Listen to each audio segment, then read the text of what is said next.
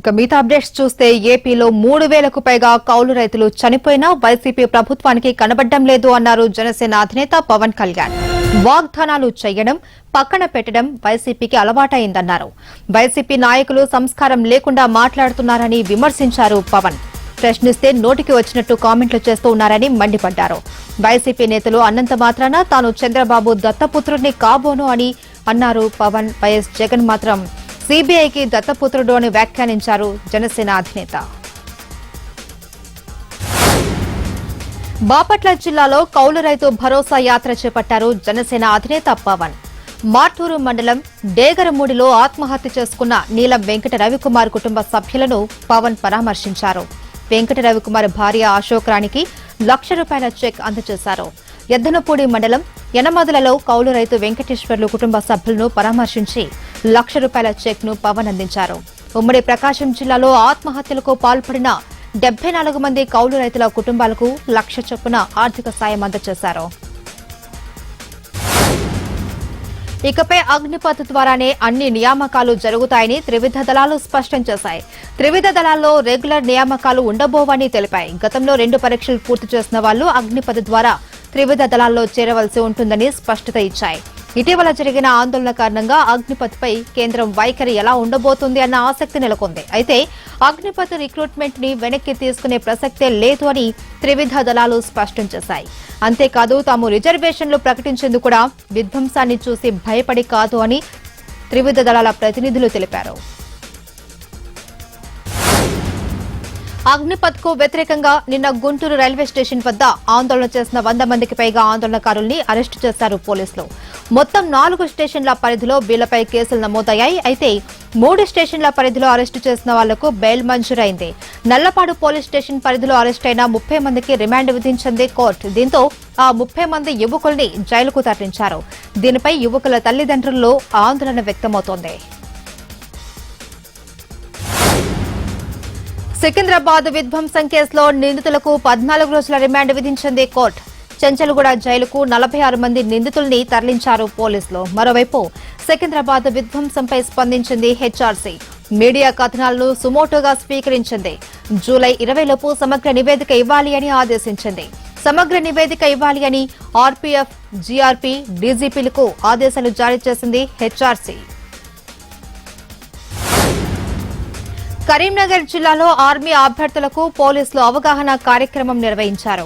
Defence అకాడమీల యాజమాన్యాలను హెచ్చరించారు CP Satyanarayana. Secunderabad అల్లర్లలో ఎవరైనా ఉంటే వారిపై చర్యలు ఉంటాయన్నారు. కొన్ని అకాడమీల పేర్లు వినబడుతున్నాయని తెలిపారు. సంఘ విద్రోహ చర్యలకు పాల్పడితే శిక్షలు తప్పవని చెప్పారు. సెల్ ఫోన్ సిగ్నల్ ఆధారంగా ఎవరి రహస్యాలైనా బయటపడతాయని స్పష్టం చేశారు. బాధ్యతగా ట్రైనింగ్ పొంది ఉద్యోగాలు సాధించాలి అని ఆర్మీ అభ్యర్థులకు సూచించారు సిపి సత్యనారాయణ. ఆత్మకూరు ఉప ఎన్నికల్లో జనసేన విధానం ఏంటి అని ప్రశ్నించారు మంత్రి అంబటి రాంబాబు. బీజేపీని వదిలి టీడీపీతో కలిసేందుకు పవన్ కళ్యాణ్ ప్రయత్నిస్తున్నట్టు కనిపిస్తోందన్నారు. పవన్ కళ్యాణ్ ప్రజలను మోసం చేస్తూ ఉన్నారని ఆరోపించారు. ఈ విషయంలో బీజేపీ, జనసేన తమ విధానాలను స్పష్టం చేయాలి అన్నారు అంబటి. తెలంగాణలోని కేంద్ర ప్రభుత్వ రంగ సంస్థలను అమ్మేందుకు కేంద్రం ప్రయత్నం చేస్తోంది అన్నారు మంత్రి కేటీఆర్. 40,000 కోట్ల తెలంగాణ ఆస్తులను మోడీ ప్రభుత్వం అమ్ముతోందని అన్నారు. Hindustan cables limited, Hindustan fluorocarbons limited, Indian drugs and pharmaceuticals limited, HMT, cement corporation of India limited, ordinance ఫ్యాక్టరీలను పెట్టుబడుల ఉపసంహరణలో భాగంగా అమ్మకానికి పెట్టిందన్నారు. కేంద్ర ఆర్థిక మంత్రి నిర్మలా సీతారామన్ కు లేఖ రాసిన కేటీఆర్ ఈ 6 సంస్థలకు గతంలో సుమారు 7,200 ఎకరాల భూమిని రాష్ట్రం కేటాయించిందని గుర్తు చేశారు. ప్రభుత్వ రంగ సంస్థల్లో పెట్టుబడుల ఉపసంహరణ నిర్ణయాన్ని వెనక్కి తీసుకోవాలి అని డిమాండ్ చేశారు కేటీఆర్. గాంధీ భవన్ ముందు కాంగ్రెస్ సత్యాగ్రహ దీక్షకు దిగింది.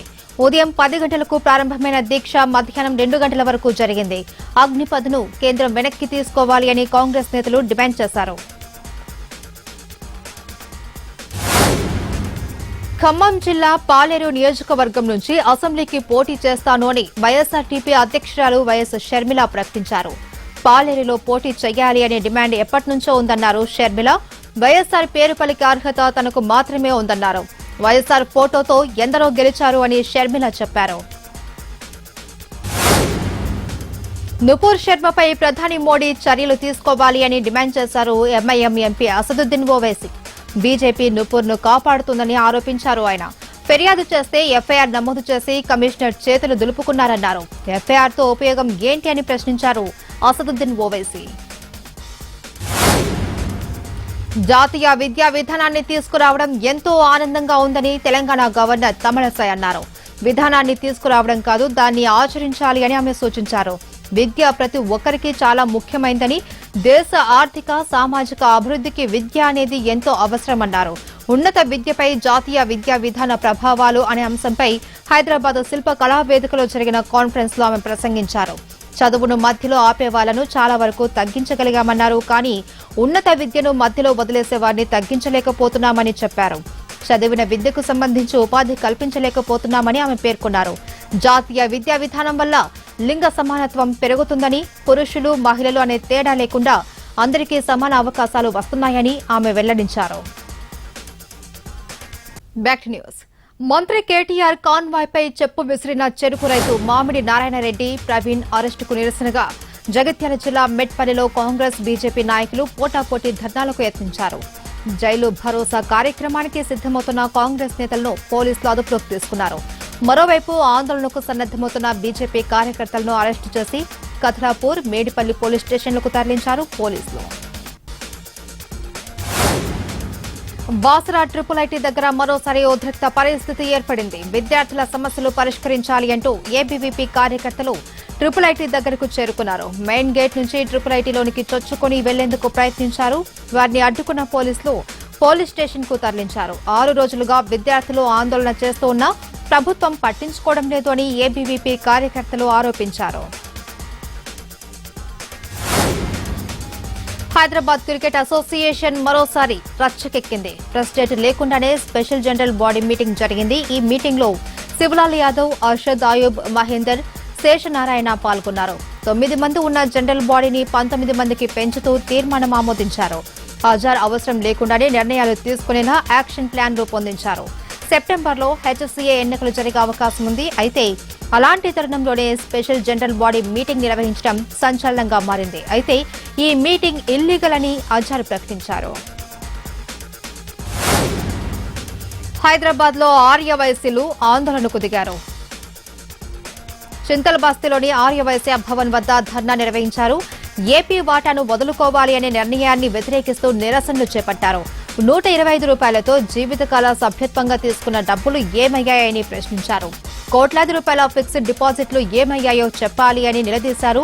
బిల్డింగ్ నిర్వహణ, జీతాలు కూడా ఇవ్వలేని స్థితికి ఎందుకు వచ్చిందంటున్నారు ఆర్యవైశ్యులు. యాదాద్రిలో రోడ్డు ప్రమాదం జరిగింది. ఆర్టీసీ బస్సు అదుపు తప్పింది. కొండపై నుంచి కిందికి వస్తుండగా బస్సు బ్రేకులు ఫెయిల్ అయ్యాయి. హోంగార్డులో ఉండే సెక్యూరిటీ రూమ్ ను ఢీకొట్టింది బస్. నాగర్ కర్నూలు జిల్లా అచ్చంపేట మండల పరిధిలో కురుస్తున్న భారీ వర్షాలతో వాగులు, వంకలు పొంగి పొర్లుతున్నాయి. మన్నెవారిపల్లి వద్ద దిండివాగు ఉధృతంగా ప్రవహిస్తోంది. దీంతో నల్గొండ జిల్లా దేవరకొండ నియోజకవర్గంలో పలు గ్రామాలకు రాకపోకలు నిలిచిపోయాయి. కుండపోత వర్షాలతో పలు ప్రాంతాలలో పంటలు నీట మునిగాయి. బాపట్ల జిల్లా చెరుకుపల్లి పొన్నూరు రహదారి మధ్యలో ఉన్న పాత వంతెన ప్రహారీని ఢీకొని లారీ కాలువలో పడిపోయింది. దీంతో వంతెన సగానికి పైగా కూలిపోవడంతో రాకపోకలు నిలిచిపోయాయి. దాంతో క్రెయిన్ల సాయంతో లారీని వెలికి తీశారు. పాత వంతెన ప్రక్కన కొత్త బ్రిడ్జ్ నిర్మాణం చేపట్టారు. 2 ఏళ్లైనా ఈ కొత్త వంతెన నిర్మాణం పూర్తి చేయలేదు అని సమీప గ్రామస్తులు వాపోతున్నారు. అగ్నిపత్ అల్లర్లతో ప్రకాశం జిల్లా కంభం, అర్ధవీడు, బేస్తవారిపేట మండలాల్లో పోలీసులు అప్రమత్తమయ్యారు. ఆర్మీ అభ్యర్థులను గుర్తించి పోలీసులు కౌన్సిలింగ్ ఇస్తున్నారు. వాట్సాప్ లో రెచ్చగొట్టే విధంగా మెసేజ్లు ఫార్వర్డ్ చేసిన వారిపై బైండోవర్ కేసులు నమోదు చేశారు. 3 మండలాల్లో కలిపి 22 మందిని బైండోవర్ చేసినట్లు పోలీసులు తెలిపారు. విశాఖలో ఫిష్ మార్కెట్లు, మాంసం దుకాణాలపైన విజిలెన్స్ అధికారులు ఆకస్మిక దాడులు నిర్వహించారు. గోపాలపట్నం, ఆర్టీసీ కాంప్లెక్స్ మార్కెట్లలో ఏకకాలంలో తనిఖీలు నిర్వహించారు. చేపల నిల్వపైన ఆరా తీశారు. ఆర్టీసీ కాంప్లెక్స్ పరిధిలో 14 ఫిష్ షాపులు, గోపాలపట్నంలో మరో 10 షాపుల్లో తూకంలో అక్రమాలకు పాల్పడుతున్నట్లు గుర్తించి కేసులు నమోదు చేసి జరిమానా విధించారు. మళ్లీ అక్రమాలకు పాల్పడితే షాపుల లైసెన్స్లు రద్దు చేస్తామని హెచ్చరించారు. తిరుపతి రైల్వే స్టేషన్ ను టార్గెట్ చేయాలి అని పోస్టులు పెట్టిన ఇద్దరు ఆర్మీ అభ్యర్థులను తిరుపతి జిల్లా ఎర్రవారిపాలెం పోలీసులు అరెస్టు చేసినట్లు తెలుస్తోంది. అగ్నిపథ్ పథకానికి నిరసనగా సికింద్రాబాద్ రైల్వే స్టేషన్ ను ఆందోళనకారులు ధ్వంసం చేశారు. ఇందులో భాగంగానే విధ్వంసం జరగడానికి ముందుగానే కొంతమంది రైల్వే స్టేషన్ బ్లాక్ ఆర్మీ 17/6 అనే 2 వాట్సాప్ గ్రూపులను క్రియేట్ చేసుకున్నారు. ఈ గ్రూపుల్లో విధ్వంస రచన ఎలా చేయాలో దిశానిర్దేశం చేసుకున్నట్లు నిఘా వర్గాలు ఆధారాలు సేకరించాయి. ఎర్రవారిపాలెం మండలంలోని పెద్దనాయనవారిపల్లికి చెందిన రాజేష్, రూపేష్ అనే యువకులు ఆయా గ్రూపుల్లో సభ్యులుగా ఉన్నారు. తిరుపతి రైల్వే స్టేషన్ ను లక్ష్యంగా చేసుకోవాలి అని పోస్టులు చేశారు. ఈ క్రమంలోనే సైబర్ నిఘా వర్గాలు వీరి కదలికలను కనుగొన్నాయి. పోలీసు ఉన్నతాధికారుల సూచనల మేరకు స్థానిక పోలీసులు శనివారం వీరిద్దరిని అదుపులోకి తీసుకున్నారు. రహస్యంగా విచారిస్తున్నట్లు సమాచారం. యూపీ అలీగఢ్ కిషన్పూర్ లో స్కూటీపై వెళ్తున్న దంపతులు మ్యాన్ హోల్లో పడిపోయారు. భారీ వర్షాలకు రోడ్లు జలమయం కావడంతో వర్షం నీరు పారేందుకు ఒకచోట మ్యాన్ హోల్ తెరిచి ఉంచారు. ఈ విషయాన్ని గమనించని దంపతులు తమ వాహనాన్ని రోడ్డు పక్కగా పార్క్ చేసేందుకు వెళ్లారు. అక్కడ తెరిచి ఉన్న మ్యాన్ హోల్లో పడిపోయారు. దాంతో పక్కనే ఉన్న స్థానికులు వారిని కాపాడారు. అగ్నిపథ్ పథకానికి వ్యతిరేకంగా ఢిల్లీలోని జంతర్ మంతర్ దగ్గర కాంగ్రెస్ సత్యాగ్రహ దీక్ష చేపట్టింది. కాంగ్రెస్ జనరల్ సెక్రటరీలు ప్రియాంక గాంధీ, కేసీ వేణుగోపాల్, జయరాం రమేష్, సీనియర్ నేతలు దిగ్విజయ్ సింగ్, అజయ్ మాకెన్, రాజీవ్ శుక్లా, గౌరవ్ గొగోయ్, సల్మాన్ ఖుర్షీద్, ఉత్తమ్ కుమార్ రెడ్డి తదితరులు ధర్నాలో పాల్గొన్నారు. అగ్నిపథ్ పథకాన్ని వెనక్కి తీసుకోవాలి అని నేతలు డిమాండ్ చేశారు. దేశ యువత భవిష్యత్తుతో ఆటలాడుకుందన్నారు. న్యూఢిల్లీలోని రాష్ట్రపతి భవన్లో రాష్ట్రపతి రామ్నాథ్ కోవింద్ ను ప్రధాని నరేంద్ర మోడీ కలిశారు. ఈ విషయాన్ని రాష్ట్రపతి భవన్ ఒక ట్వీట్ లో తెలిపింది. రాష్ట్రపతిగా రామ్నాథ్ కోవింద్ పదవీ కాలం జూలై 24తో ముగియనుంది. ప్రెసిడెంట్ ఎన్నికల ముందు రాష్ట్రపతిని ప్రధాని మోడీ కలవడం ప్రాధాన్యత సంతరించుకుంది. ఢిల్లీ ప్రగతి మైదాన్ పునరాభివృద్ధిలో భాగంగా ఇంటిగ్రేటెడ్ ట్రాన్సిట్ కారిడార్ ప్రాజెక్టుకు సంబంధించిన ప్రధాన టన్నెల్ 5 అండర్ పాస్లను ప్రధాని మోడీ ప్రారంభించారు. 1.6 కిలోమీటర్ల పొడవైన ఈ సొరంగం గుండా తూర్పు ఢిల్లీ, నోయిడా, ఘజియాబాద్ నుంచి ఇండియా గేట్, ఇతర సెంట్రల్ ఢిల్లీ ప్రాంతాలకు ప్రజలు సులభంగా ప్రయాణించవచ్చు. దీంతో ఇకపై ఐటీఓ, మధుర రోడ్, భైరాన్ మార్గుల వద్ద ట్రాఫిక్ కష్టాలను తగ్గినట్లే. ఈ కారిడార్ ప్రాజెక్టును కేంద్ర ప్రభుత్వం 920 కోట్లకు పైగా వ్యయంతో నిర్మించింది. కాబూల్లోని గురుద్వారాపై జరిగిన బాంబు దాడులు తమ పని ఐసిస్ ఉగ్రవాద సంస్థ ప్రకటించింది. కాబూల్లోని బాగ్యీ బలాలో నిన్న జరిగిన బాంబు దాడుల్లో ఓ సిక్కు సభ్యుడు సహా 2 చనిపోయారు. హిందువులు, సిక్కులు లక్ష్యంగా ఈ దాడి చేశామని ఐసిస్ అనుబంధ సంస్థ ఇస్లామిక్ స్టేట్ ఖరోసన్ ప్రావిన్స్ ఐఎస్కేపీ ప్రకటించింది. మహమ్మద్ ప్రవక్తకు మద్దతుగా దాడి చేసినట్టు తెలిపింది.